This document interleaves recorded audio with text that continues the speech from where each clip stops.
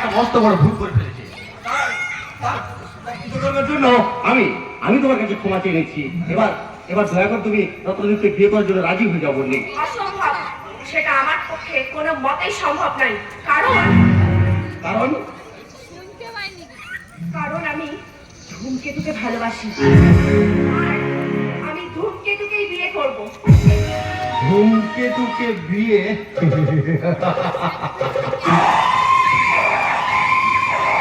এবার হয়তো জানা যায় বটে ওই ধূমকেতু কিন্তু ঈশানীকেই ভালোবাসে। আমি মিথ্যে বললে ধূমকেতু আর এই ঈশানীর ছবিগুলো কিন্তু মিথ্যে বলছে না বন্যি। এই নাও দেখো, আমার ভাই বহু কষ্টে এই ছবিগুলো তুলে রেখেছে, দেখে নাও।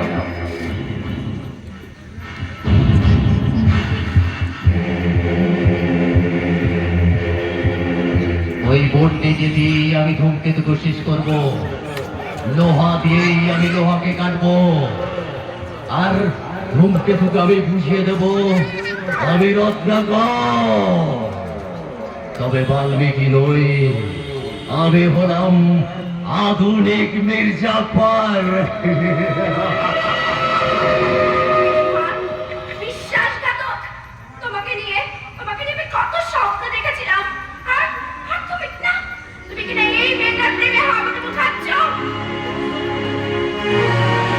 আমি আমি চরম প্রতিশোধ দেব, চরম প্রতিশোধ। কিন্তু কিন্তু কিভাবে?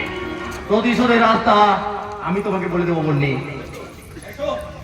আমার কাছে এসো, আমি তোমাকে সব বলবো।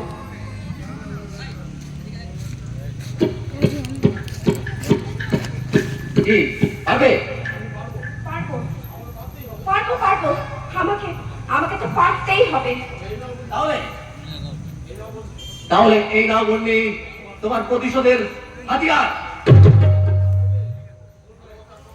ভালোবাসার কথা ভেবে তুমি যেন ভুলে যাও না বন্যি। মনে রেখো বন্যি, তুমি ধূমকেতুকে ভালোবাসলেও ধূমকেতু কিন্তু তোমাকে ঘৃণা করে বন্যি, শুধুই ঘৃণা।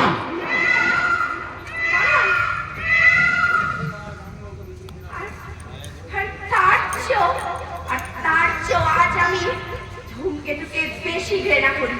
আর এই ঘৃণার যে পরিণাম কতটা ভয়ঙ্কর হতে পারে সেটা আজ আমি ধূমকেতুকে বুঝিয়ে দেবো।